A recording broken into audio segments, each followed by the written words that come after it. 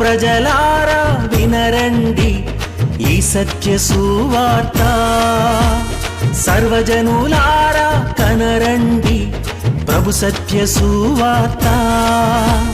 వినవచ్చిన ప్రియులకు విమోచన యేసు వార్త. ప్రభు అయిన యేసుక్రీస్తు వారి యొక్క నామంలో మిమ్మల్ని అందరినీ ప్రేమతో ఈ సత్య సువార్త అనే ఈ కార్యక్రమానికి ఆహ్వానాన్ని తెలియజేస్తున్నాను. హాయ్ ఫ్రెండ్స్, బాగున్నారు కాదు? బాగున్నారు, మీరు బాగున్నారు కాదు ఏంటి? మనం అందరం బాగున్నాం. దేవుని యొక్క మహాకృప చేత ఒక మంచి స్థితిలో దేవుడు మనలను ఉంచినాడు. బట్ ఈ మధ్యలో నేను వింటున్నప్పుడు కొన్ని ఈ మరణకరమైనటువంటి విషయాలు, మరణాలను గురించినటువంటి విషయాలు, అటు మీటింగ్స్ కూడా నేను హాజరైనప్పుడు అక్కడ ఇచ్చినటువంటి ఒక వర్తమానం ఈ రోజున ఒకవేళ ఏమో ఎక్కడ ఎవరు ఏ కుటుంబంలో ఒకవేళ ఇలాంటి గాయముతో ఉండి ఉన్నారు, హృదయానికి కలిగినటువంటి ఒక గాయం, ఒకరు మరణించినందు చేత, మీ కుటుంబీకులు మరణించినందు చేత, ఒకవేళ మీ కుటుంబంలో ఒకరు చనిపోయినందుచేత, ఒకవేళ మీ ప్రియమైన వ్యక్తి ఒకరు చనిపోయిన, అది తండ్రి కావచ్చు, ఒక తల్లి కావచ్చు, లేకపోతే మీ బిడ్డలు కావచ్చు, ఎవరో ఒకరు మరణించినందు చేత ఈ రోజున ఒకవేళ మనం చాలా నలిగిపోతున్న స్థితిలో ఉండి ఉన్నాం. మేము ఈ 2 దినాలు లేక 3 దినాలు దయచేసి keep listening to my messages. ఉదయకాలాన్న వస్తున్నటువంటి సందేశాలని మీరు వినండి, అలాగనే ఇతరులైనటువంటి వారు కూడా మీరు తెలియజెప్పండి. మరి ముఖ్యంగా అనేకమైన ప్రదేశాలలో మన యొక్క కాంతి టీవీ ఛానల్ వస్తుంది కనుక నేను మిమ్మల్ని కోరుకునేటువంటి ఒక మాట ఏమిటంటే, జస్ట్ ఇంట్రడ్యూస్ టు సంబడి, ఎవరన్నా ఒకరితో మీరు చెప్పండి, ఇలా కాంతి టీవీ వస్తుంది, కాంతి టీవీలో సువార్తరాజు గారి యొక్క సందేశం ఈ సత్య సువార్త అనేటువంటిది వస్తుంది. చక్కగా మనతో మాట్లాడుతున్నట్టుగా ఆయన దేవుని యొక్క వాక్యాన్ని మనతో మాట్లాడుతూ ఉంటారు కనుక లెటస్ చూద్దాము, మనము ఆ వాక్యాన్ని విందామని చెప్పేసి ఒక్కరికి పరిచయం చేస్తారు కదా. Thank you so much. మీరు ఒక్కరికి పరిచయం చేసినందువలన మీరు ఒక కార్యక్రమానికి స్పాన్సర్ చేసినంత దీవెన నాకు. ఎంచేతనంటే ఫైనాన్షియల్గా నేను మిమ్మల్ని అడగట్లేదు, నాకు సపోర్ట్ చేయండి అని చెప్పేసి అడగట్లేదు. కానీ ఎప్పుడైతే మీరు ఒక వ్యక్తిని చూడమని అన్నారో, ఇన్ని వేల రూపాయలు నేను ఖర్చు పెట్టినటువంటిది ఒక వ్యక్తి చూశారంటే మీరు అది నాకు సపోర్ట్ చేసినట్టే. So I humbly request you, మరొకసారి నేను మీకు మనవి చేస్తున్నా, చాలామంది వారి యొక్క ప్రాక్టికల్ జీవితం, వారి యొక్క జీవితంలో ఉన్నటువంటి ఒక అనుభవపూర్వకమైనటువంటి విషయాల్ని మనసులో పెట్టుకొని, నాకు ఇచ్చిన అనుభవాలతో నేను ఈ మాటలు మీతో పంచుకున్నాను అన్నట్టుగా మీ ముందుకు వచ్చిన, ఒకవేళ మీ కుటుంబంలో ఏదైనా గాయంతో మీరు ఉండి ఉన్నారేమో, ఒకవేళ మీ కుటుంబంలో ఎవరైనా మరణించినందు చేత ఒకవేళ దుఃఖంలో మీరుండి ఉన్నారేమో, కుటుంబంలో ఒకవేళ ప్రియమైన వ్యక్తులు ఎవరు ఏ విధంగా జరిగినందు చేత ఒకవేళ ఏ కష్టంలో ఏ కన్నీటితో మీరుండి ఉన్నారు, ఈ దినాన్ని దేవుని యొక్క సేవకునిగా నేను మీతో చెప్తున్నటువంటి మాట. మీకు ఒక విషయం తెలుసా, మనం అందరం వాట్సాప్లో వాడుతున్నాం కదా, చాలామంది వాడుతూ ఉన్నాం. ఈ ఫేస్బుక్లని లేకపోతే వాట్సాప్లని ఇలాంటివన్నీ చేస్తున్నాం. నాకు మొన్నటి వరకు కూడా పెద్దగా తెలిసింది కాదు. ఈ మధ్యలో మా బిడ్డలైనటువంటి వాళ్ళు కొంతమంది మాట్లాడుతూ, డాడీ ఇట్లాగా స్టేటస్ అనేటువంటిది మీరు పెడతా ఉండండి డాడీ, ఎక్కడికి వెళుతున్నా మీరు ఆ స్టేటస్ పెడుతున్నట్టే దాన్ని చాలామంది చూస్తారు. మీరు అందరికీ మెసేజ్లు పెట్టడం కంటే ఒక్కొక్కరికి మీరు వాట్సాప్ మెసేజ్ కింద దాన్ని ఫార్వర్డ్ చేసేదానికంటే, దాన్ని పంపించేదానికంటే స్టేటస్లో కనుక పెడితే చాలామంది చూస్తారనంటే, నిజంగానే స్టేటస్లో నేను ఈ మధ్యలో కొన్ని విషయాలు పెట్టడం మొదలుపెట్టాను స్నేహితులారా.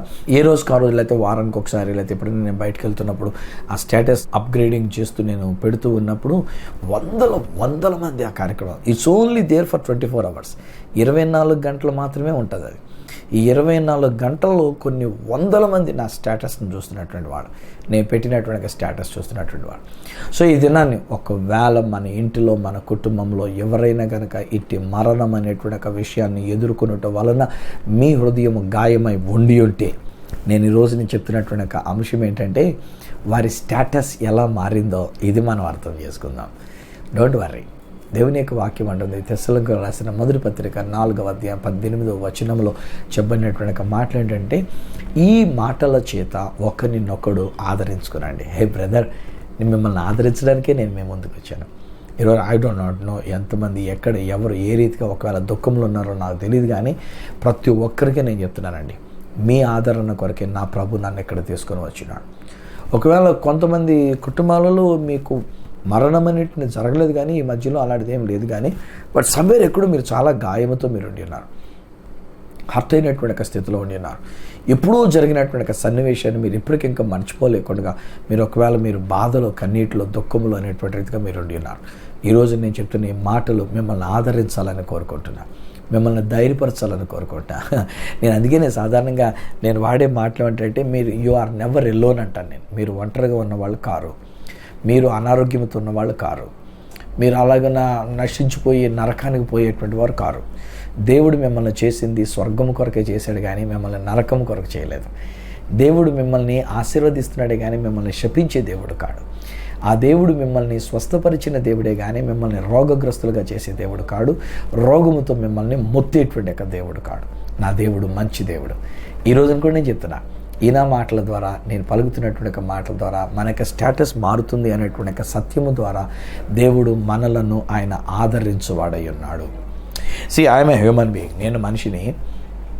సో మానవుడిగా ఈ దేహంలో ఉండి 59 సంవత్సరాలుగా దేవుడు నన్ను కాపాడుతూ సజీవ లెక్కలో ఉంచినాడు. అఫ్కోర్స్ కొంతమందికి నమ్మకం కుదరదు నేను 59 అంటే. ఆ మధ్యలో ఒకళ్ళెవరో మాట్లాడుతూ ఇంకా చనువు చేసుకొని, మీకు ఎంతమంది పిల్లలండి బ్రదరు అని చెప్పేసి అని అన్నారు. 3 పిల్లలు. ఏం చేస్తున్నారండి అన్న. 3కి పెళ్ళిళ్ళు. మీరు అసలు అలా కనబడట్లేదు బ్రదర్ అంటుంది ఆవిడ. నేను అనుకున్నా, అమ్మ ఇలాగే చాలామంది అనుకుంటూ ఉంటారా, కానీ ఇప్పుడు నాకు 59 సంవత్సరాలు 5 మనవాళ్ళు ఉన్నారు నాకు అని చెప్పాను నేను. ఆవిడ ఇంకా షాక్ అయిపోయింది. ఎంగాను పాప ఆవిడ టీవీలో నా ప్రోగ్రామ్ చూస్తూ ఉంది.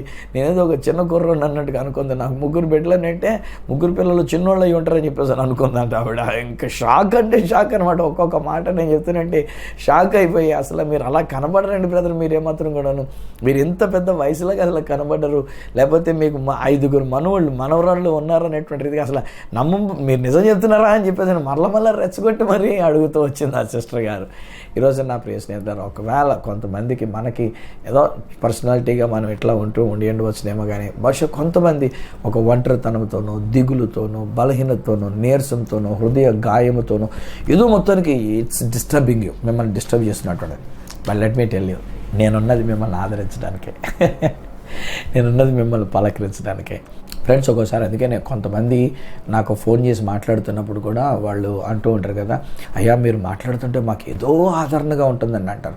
ఇప్పుడు నా సొంత కుటుంబంలాగా, బంధువులాగా, ఒక తోడబుట్టినటువంటి వాళ్ళకిలాగా మీ భారాన్ని నా భారంగా తీసుకుంటూ మిమ్మల్ని ధైర్యపరచడం, ఇది దేవుడు నాకు పెట్టింది. చాలామంది కన్నీటితో ఫోన్ చేస్తుంటారు.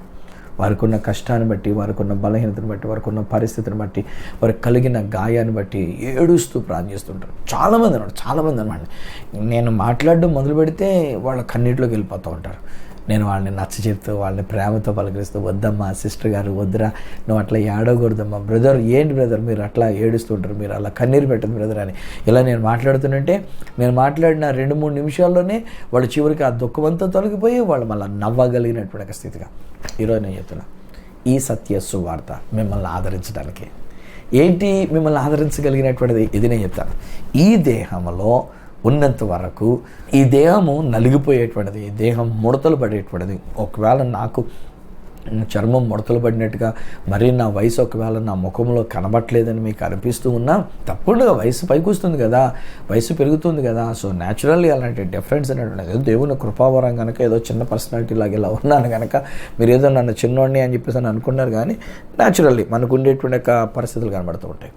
సో ఈ దేహంలో ఉన్నంత వరకు నేనేమన్నానంటే, this is capable of receiving all kinds of sicknesses. This has the ability to receive all kinds of sicknesses. ప్రతి విధమైనటువంటి యొక్క రోగము, బలహీనత, వ్యాధి బాధల్ని ఎదుర్కోగలిగినటువంటి, లేక అనుభవించేటువంటి, పొందుకునేటువంటి, వచ్చేటువంటి అవకాశము కలిగినటువంటిది ఈ దేహం. కానీ ఈరోజు దేవుడు చెప్తున్న మాట ఏంటి తెలుసా? ఎప్పుడైతే మనం ఈ దేహాన్ని విడిచిపెడుతున్నామో, ఎప్పుడైతే మనము నిద్రించుట అనేటువంటి ఒక అనుభవంలోకి వెళ్తున్నామో, ఆత్మ దేహాన్ని విడిచిపెట్టుట అనుభవంలోకి వెళ్తున్నామో, అప్పుడు ప్రభు చెప్తున్నటువంటి మాట, ఫిలిప్పీలకు రాసినటువంటి పత్రిక 3వ అధ్యాయం 20-21 వచనాలు ఉన్నటువంటి మాటలు ఏమంటాడంటే, మన పౌరస్థితి పరలోకమందున్నది, అక్కడ నుండి ప్రభు అయిన యేసుక్రీస్తు అను రక్షకుని నిమిత్తము మనము కనిపెట్టుకొని ఉన్నాము. సమస్తమును తనకు లోపరుచుకొన జాలిన శక్తిని బట్టి ఆయన మన దీన శరీరమును తన మహిమగల శరీరమునకు సమరూపము గలదానిగా మార్చునప్ప. ఈ సత్యం మనకు తెలిస్తే ఫ్రెండ్స్, మన కన్నీరు పెట్టం, మన ఏడం, మరి ముఖ్యంగా మన కుటుంబంలో ఎవరైతే ప్రభునందు నిద్రించారో లేక ఎవరైతే ఈ లోకాన్ని విడిచిపెట్టి ఉన్నారో వారి గురించి మనం దిగులు చెందవలసిన అవసరం లేదు అని అంటాను. ఏం చేతనంటే మన స్టేటస్ మారుతుంది అక్కడ. ఇది భౌతికమైనటువంటి ఒక స్టేటస్. అందుకని కొరింథీయులకు రాసిన మొదటి పత్రిక 15వ అధ్యాయంలో ప్రభువారు ఆయన మాట్లాడుతున్నప్పుడు కూడా చెప్తున్నటువంటి మాటలు ఏమంటారంటే, ప్రకృతి సంబంధమైన దేహముగా మనం వెత్తబడుతున్నాము, పరలోక సంబంధమైన దేహముగా మనం లేపబడుతున్నాం. ఘనహీనమైనదిగా బలహీనమైనదిగా మనం వెత్తబడి ఉన్న ఈ శరీరంలో బలమైనటువంటిదిగా ఘనమైనటువంటిదిగా మనం లేపబడుతున్నాం. ఏ లోక సంబంధమైనటువంటి దేహము కానీ పరలోక సంబంధమైన దేహముగా మహిమ దేహముగా మనం తిరిగి లేపబడుతుంది. ఇదండి ఈరోజు నేను మీతో పంచుకున్నటువంటి మన స్టేటస్ ఎక్కడ మారుతుందనంటే, ఈ బాడీ, ఈ మట్టి శరీరమైనటువంటి బాడీ, దీన శరీరమైనటువంటి శరీరం, మంటి నుండి తీయబడినటువంటి శరీరం, ఇది మహిమగల శరీరముగా మార్చబడుతుంది. వెన్ గాడ్ క్రియేటెడ్, దేవుడు మానవుడిని సృజించినప్పుడు దేవుడు నేల మంటి నుండి నరుని నిర్మించెను అని ఉంటుంది కదండి. ఈ నేల మంటి నుండి నిర్మించినటువంటి దేవుడు తన యొక్క స్వరూపాన్ని, తన యొక్క పోలికని మానవుడికి ఇచ్చినాడు. తన ఊపిరి మనలోనికి ఊదినాడు. ఇన్ అదర్ వర్డ్స్, తన ఆత్మను మన కొరకు అనుగ్రహించిన దేవాతి దేవుడు. కానీ తర్వాత ఏమైంది? మానవుడు పాపం చేసినాడు. ఎప్పుడైతే పాపం అనేటువంటిది మానవుని యొక్క జీవితంలోనికి వచ్చిందో అప్పుడు దేవుడే అంటున్న మాట ఏంటంటే, మంటి నుండి తీయబడి ఉన్నావు, తిరిగి నువ్వు మన్నైపోతావు. ఎంత ఘోరమైనటువంటి సత్యం కదా ఇది. ఒక ప్రక్కన మనం చూస్తే, బట్ అందులో కూడా ఒక సత్యం ఉందండి. దేహము మట్టికి మన్నైపోతుంది, ఎందుకంటే ఈ దేహము మట్టి నుండి తీయబడింది. కానీ మనలోనికి ఓదబడినటువంటి ఆ వాయువు లేక ఆ ఆత్మ అది దేవునిది. అందుకని ప్రసంగి గ్రంథంలో ఆ భక్తుడు అంటాడు కదా, ఈ యొక్క మట్టికి సంబంధించినటువంటిది మట్టికి మట్టి అయిపోతుంది, ఆత్మ దానిని దయచేసిన దేవుని యొద్దకు వెళ్తుంది. ఎలా ఉంటుందంటే అది మహిమ దేహముగా మార్చబడినటువంటిది. Hallelujah. I look forward for such a glorified body. అలాంటి మహిమ దేహము కొరకే నేను ఎదురు చూస్తున్నా. ఏ రోజు, ఏ క్షణమో, ఏ గడియో నాకు తెలియదు. ఆయన నన్ను ఈ భూమి మీద ఈ దేహంలో ఉంచినంత వరకు నమ్మకంగా నా దేవుని కొరకు నేను సేవ చేసుకుంటా. ఈ దేహంతో దేవుని మహింపరచడానికి నా వంతు కృషి నేను చేస్తా. నేను మనిషిని కనుక ఒకవేళ ఎప్పుడైనా ఎక్కడైనా ఏదైనా విషయంలో ఒక లోపము జరిగినా వెంటనే నా దేవుడు మరలా పరిశుద్ధాత్మ ద్వారా నన్ను లేవనెత్తి, నా కుమారుడా లెగ్గు, నువ్వు అటువంటి పరిస్థితుల్లో నుంచి, ఆ ఊబిలో నుంచి, ఆ కూరుకుపోయిన స్థితిలోంచి, పడిపోయిన స్థితిలోంచి నేను లేవనెత్తుతున్నానని ఆయన నన్ను లేవనెత్తుకుంటున్నాడు. ఆయన మరలా తిరిగి నన్ను నడిపించుకుంటూ ఉన్నాడు. మానవులం కనుక పడడం అనేటువంటిది సహజం. కానీ పడినటువంటి మనల్ని లేవనెత్తిన దేవుడు దేని కొరకు మనల్ని ఎదురు చూపిస్తున్నాడు అని అంటే ఆ మహిమ దేహము కొరకు. హల్లెలూయా, హల్లెలూయా. హే ఫ్రెండ్స్, ఒకవేళ ఈ రోజున మీ కుటుంబంలో ఎవరైనా ప్రభునందు నిద్రించినారా? మీ ఇంట్లో ఎవరైనా ఒకవేళ ప్రభునందు నిద్రించినందు చేత ఇంకా మీరు దుఃఖంలో ఉండి ఉన్నారా? చాలాసార్లు నేను ఇలాంటి బరియల్ కార్యక్రమాలు నేను చేస్తూ ఉన్నప్పుడు చూస్తూ ఉంటాను. ఆ కుటుంబీకులైనటువంటి వాళ్ళు ఎంత ఏడుస్తారో, ఎంత కన్నీరు పెడుతూ ఉంటారో, గట్టి గట్టిగా విలపిస్తూ ఉంటారు, గొంతు చినిగిపోయేటట్టుగా, పేగులు తరుక్కుపోయేటువంటి రీతిగా వాళ్ళ యొక్క దుఃఖము, వాళ్ళ యొక్క వేదన ఎంత అంతా కాదండి. కానీ అలాంటి చోట దేవుడు నా ద్వారా పలికించేటువంటి ఒక సత్య సువార్త ఏంటంటే, వారి యొక్క దేహము మహిమ దేహముగా లేపబడుట కొరకే ఈ దేహం మట్టికి మట్టి అయిపోతున్నట్టు.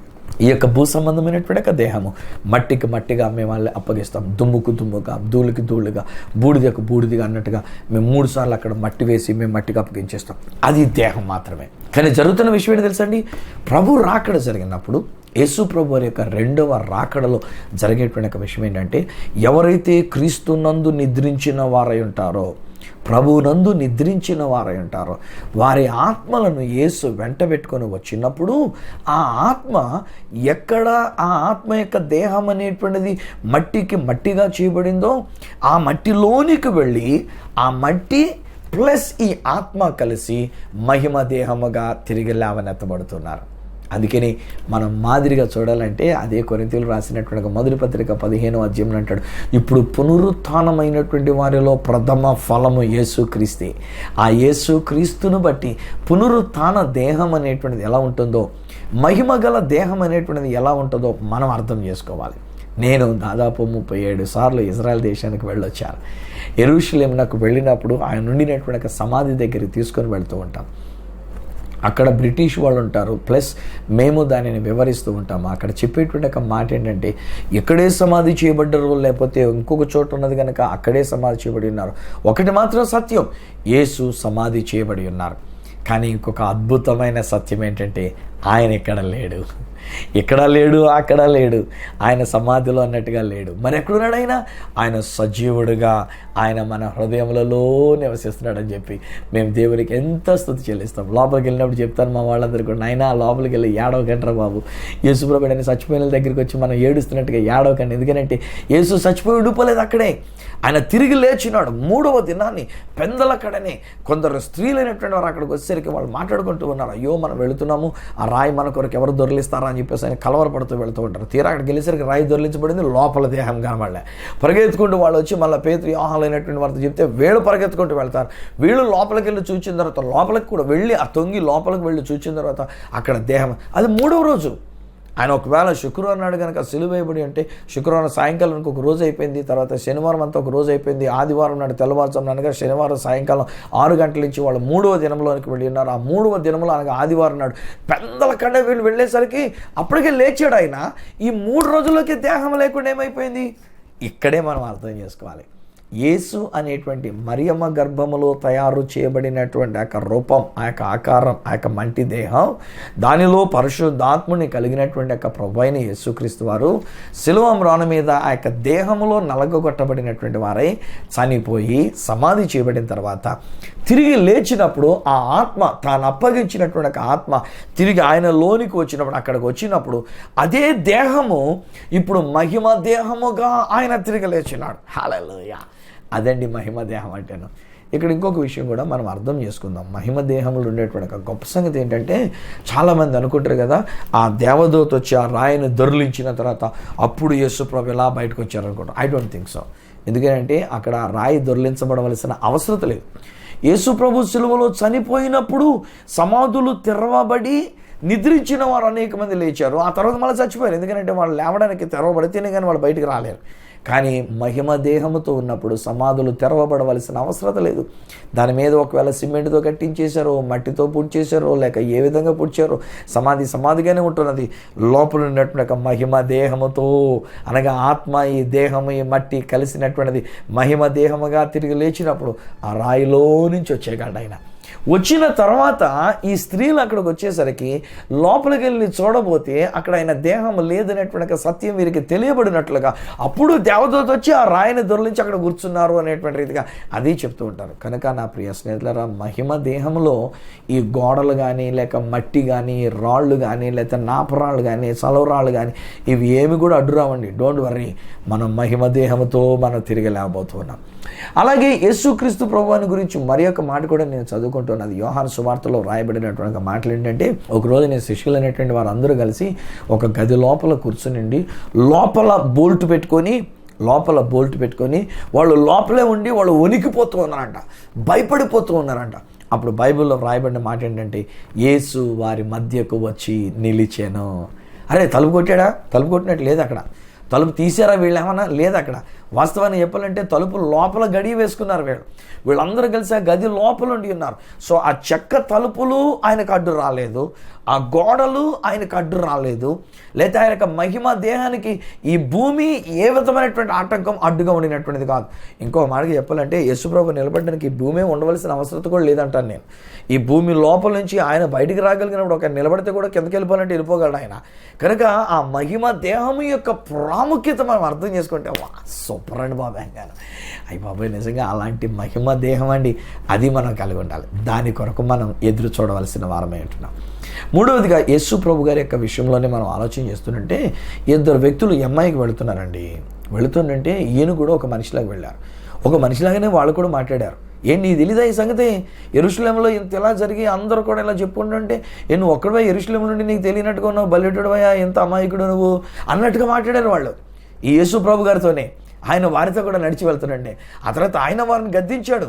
మీకు ఆ మాత్రం తెలియకుండా మీరు ఎలా ఉన్నారా, లేఖనములు అనేటువంటి తెలియకుండా మీరు ఎలా ఉన్నారా అని చెప్పేసిన తర్వాత ఇన్నిదో ముందుకు వెళ్ళిపోతున్నారంటే మళ్ళీ పెద్ద బతిమలాడతారు. ఉండబాయ బాబు చీకటిపోయింది, నువ్వు ఎక్కడికి వెళ్తావు, మాతో పాటు ఉండు పర్లేదు ఈ రోజుకి అని చెప్పేసి యేసుప్రభుని అక్కడ ఆపేశారు. ఆ రాత్రి వాళ్ళు భోజనం చేస్తుంటే ఆయన ఒక రొట్టెని పట్టుకొని ఎప్పుడైతే విరిచి వారికి ఇచ్చినారో అప్పుడు వారి కళ్ళు తెరవబడి ఉన్నాయి. అరే, ఈయన మన యేసులాగున్నాడే, ఈయన మన యొక్క ప్రభువులాగున్నారే, ఈయన యేసు అనుకునేసరికి ఆయన అక్కడి నుంచి అదృశ్యం అయిపోయినటువంటి అది మహిమ దేహం అంటే. బా, ఎంత అద్భుతం అండి బాబాయ్ గారు, మహిమ దేహం. కొరింథీయులు రాసిన మొదటి పత్రిక 15వ అధ్యాయం ఐ థింక్ 50వ వచనం దగ్గర నుంచి వ్రాయబడినటువంటి ఒక మాటల్లో కనుక మనం చూసినట్లయితే పౌలు భక్తుడు అప్పుడు ఉన్నటువంటి ఒక విశ్వాసులతో మాట్లాడుతుంటాడు కదా, సహోదరులారా నేను మీకు ఒక మర్మం తెలియజేస్తున్నాను, మనం అందరం నిద్రించము కానీ రెప్పపాటులో మనం మార్పు పొందుతాం. ఎప్పుడైతే మనం వల్ల మార్పు పొందుతామో క్షయత అక్షయతను ధరించుకుంటుంది, మర్త్యమైనది అనగా చనిపోయేటువంటిది అమర్త్యతను ధరించుకుంటుంది. ఈ రక్త మాంసములు దేవుని యొక్క రాజ్యాన్ని స్వతంత్రించుకోనన్నారు. స్నేహితులారా, ఈ దేహంలో ఉండి దేహంతో పాటు మనం దేవుని యొక్క రాజ్యంలోనికి వెళ్ళిపోలేం. ఒకవేళ నాకు తెలిసిండి బైబిల్ గ్రంథంలో హానోక్ అనేటువంటి ఒక ఆయన, ఏలి అనేటువంటి ఒక ఆయన, వాళ్ళిద్దరూ కొనుపబడ్డారన్నారు. ఏమో రేపు పొద్దున ఒకవేళ ప్రభు రాకడ సమయంలో ఇద్దరు వ్యక్తులు వచ్చి వాళ్ళు చంపబడతారని చెప్తున్నప్పుడు చచ్చిపోయినటువంటి వాళ్ళు వచ్చి మరలా చంపబడేటువంటి అవకాశం ఉండదు, ఎలాగా ఆల్రెడీ చచ్చిపోయి ఉంటే కనుక. సో బ్రతుకున్న వాళ్ళిద్దరూ ఎవరు అంటే హానోక్ గారు ఒక ఆయన వెళ్ళిపోయాడు, అలాగా ఏలియా గారు ఒక ఆయన వెళ్ళిపోయినాడు. బహుశా వీళ్ళిద్దరూ ఈ దేహం అనేటువంటి దాని విషయంలో మరణించిన తర్వాతే కదా మహిమ దేహం అనేటువంటిది వచ్చేటువంటిది. కనుక ఒకవేళ దేవుడు వారిని తీసుకొని వస్తాడేమో నాకు తెలీదు. మళ్ళీ ఇప్పుడు సిద్ధాంతాలు నేను వెళ్ళట్లే, నేను ఒక సూత్రం ఒక విషయాన్ని మాత్రంగా నేను మీతో పంచుకున్నాను. ఎందుకంటే రక్త మాంసములు దేవుని యొక్క రాజ్యాన్ని స్వతంత్రించుకోననేరవు. క్షయత అక్షయతను ధరించుకోవాలి, మర్త్యమైనది అమర్త్యతను ధరించుకోవాలి. భూ సంబంధమైనటువంటి యొక్క దేహము మహిమ సంబంధమైన దేహములోనికి మనం వెళ్ళాలి. హల్లెలూయా. ఆ దేహంలో ఏంటంటే because there is no blood, దానికి రక్తం లేదు, దానికి శరీరమైనటువంటిది కాదు, అది మహిమ దేహము కనుక ఫ్రెండ్స్ ఈ దేహంలో ఉంటే నేను బాబు షుగర్లు, బీపీలు, బలహీనతలు, అనారోగ్యాలు, భావోద్రేకాలు, కెమిస్ట్రీలు, ఫీలింగులు ఇవన్నీ కూడా ఈ దేహంలో ఉండేటువంటివి. కానీ ఆ మహిమ దేహంలో అలాంటిది ఏమీ లేదు. ఏ వ్యాధి లేదు, ఏ బలహీనత లేదు, ఏ అనారోగ్యం లేదు. ఆ మహిమ దేహానికి చివరికి మరణం అనేటువంటిది కూడా లేదు. అది దేవుని యొక్క వాక్యం సెలవిస్తున్నటువంటి మాట. అట్టి మహిమ దేహముతో ఆ ప్రభువుని ఎదుర్కొనడానికి మనం ఆకాశ మండలమునకు మేఘముల మీద మనం కొనిపోబడతామని ఇది దేవుని యొక్క వాక్యం సెలవిస్తుంది. హే ఫ్రెండ్స్, ఈరోజు నా ప్రశ్న మీ కొరకు సూటిగా వేసే ప్రశ్న, మనం ఈ దేహంలో ఉన్నాం, ఇది 100% ష్యూర్. ఈరోజు నా మాట వింటున్న మీరందరూ మనం దేహంలో, నేను మీరు కూడా మనం అందరూ దేహంలో ఉన్నాం. ఈ దేహంలో ఒకవేళ మనం బలహీనంగా ఉన్నామో, నీరసంగా ఉన్నామో, కృంగిపోయినామో, భావోద్రేకాలతో ఉన్నామో, ఎలాంటి పరిస్థితులు ఉన్నామో, కానీ యేసు ప్రభు రాకడ వచ్చినప్పుడు ఈ దేహం స్టేటస్ పెరుగుతూ ఉంది. ఈ దేహం మంటి దేహం అన్నది కాస్త మహిమ దేహముగా మార్చబడాలి. మీరు ఆ మహిమ దేహముగా మార్చబడడానికి మీరు సిద్ధంగా ఉన్నారా? అలా మార్చబడాలంటే ఒకే ఒక్క కారణం తెలుసండి, యేసుని మీ హృదయంలో కలిగి ఉండాలి. యేసుక్రీస్తు ప్రభువాని మీ రక్షకునిగా మీరు అంగీకరించాలి. యేసుని మీ ప్రభువుగా మీరు ఒప్పుకోవాలి. ఈ దేహంలో ఉంటుండగానే దాదాపు 42 సంవత్సరాల క్రితం అనగా 1976వ సంవత్సరంలో ఆ యేసుక్రీస్తు ప్రభు నాలోనికి వచ్చినారు. And he became my boss. ఆయన నా బాస్ అయిపోయాడు. ఈరోజు నాకు కోరికలు ఉంటాయి, ఈరోజు నాకు ఆశలు ఉంటాయి, ఈరోజు నాకు స్వార్థపూర్వకమైనటువంటి ఆలోచనలు ఉంటూ ఉంటాయి. నాకు అది కావాలి, నాకు ఇది కావాలన్నట్టుగా గొంతెలమ్మ కోరికలాగా నేను కూడా కోరికలు అనేటువంటి ఉంటూనే ఉంటాయి. కానీ ఈరోజు నా బాస్ చెప్తున్న మాట ప్రకారంగా వెళుతున్నాను కనుక నేను ధైర్యంగా చెప్పగలను.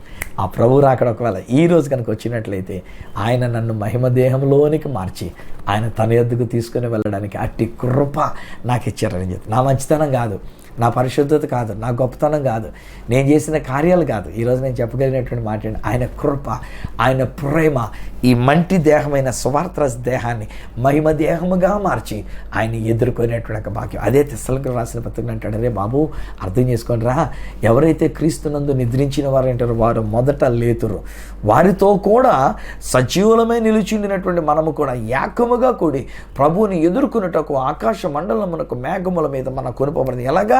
మనం మార్పు చెంది క్షయత అక్షయతను ధరించుకొని, మర్త్యమైనది అమర్త్యతను ధరించుకొని, భూ సంబంధమైనటువంటి దేహం మహిమ దేహముగా మార్చబడి ఆ ప్రభుని ఎదుర్కోవడానికి అయినటువంటి భాగం. హే ఫ్రెండ్స్, ఈరోజు నేను మీతో పంచుకుంటుంది ఏమండి, మనం ఎంతో కాలంగా దేవుడు నాకు అది చేయాలి, నాకు ఇది చేయాలి, నాకు అది ఇవ్వాలి, నాకు ఇది ఇవ్వాలి, ఇలాంటి కోరికలు ఎన్నెన్నో పెట్టుకున్నాడు బాబాయ్ గారు.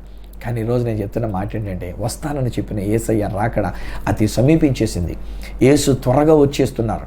ఏ క్షణమో ఏ గడియో నాకు తెలియదు, కానీ ఆయన రాకడ మాత్రం చాలా చాలా చాలా చాలా చాలా సమీపించేసిందని ఇది మాత్రం నేను ఖచ్చితంగా చెప్పగలను. ఈలోగా నా ప్రశ్న ఏంటంటే, ఒకవేళ ఇప్పుడు యేసు రాకడ వస్తే నా దేహం మహిమ దేహముగా మార్చబడి నా స్టేటస్ అప్గ్రేడ్ అవుతుందా? ఈరోజు ఒకవేళ ఈరోజు ప్రభు రాకడ జరిగితే, ఈరోజు నా మాటలు వింటున్న మీరు కూడా అట్టి మహిమ దేహముతో మార్చబడి మీరు ఆ ప్రభుని ఎదుర్కొంటామనే గ్యారంటీ మీ మనసులో మీరు కలిగి ఉన్నారా? ఒకవేళ లేకపోతే ఇప్పుడైనా మించిపోయింది లేదు. ఆ యేసుని మీ ప్రభువుగా అంగీకరించండి.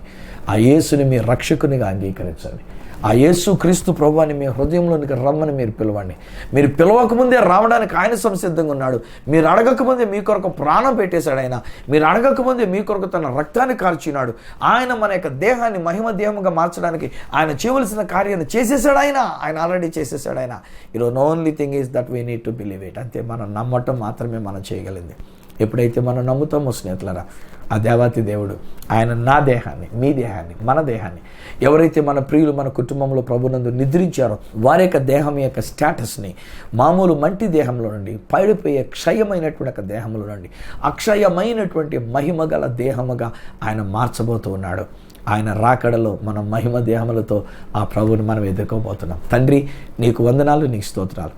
ఈ బిడ్డలన్నీ చేతులకు అప్పగిస్తున్నా నాయన. గాయముతో ఉన్నారు నాయన. వారి కుటుంబంలో ఒకరు ప్రభునందు నిద్రించిన చేత దుఃఖంలో ఉన్నారు నాయన. రీసెంట్గా జరిగిందో లేక కొన్ని నెలల క్రితమే జరిగిందో, కానీ ఆ గాయం ఇంకా మానలేదు, ఇంకా దుఃఖంలో ఉండి ఉన్నారు. కానీ ఈ రోజున ఈ మాటల చేత ఒకరినొకరు ఆదరించుకోవాలని మీరు సెలవిచ్చినారు.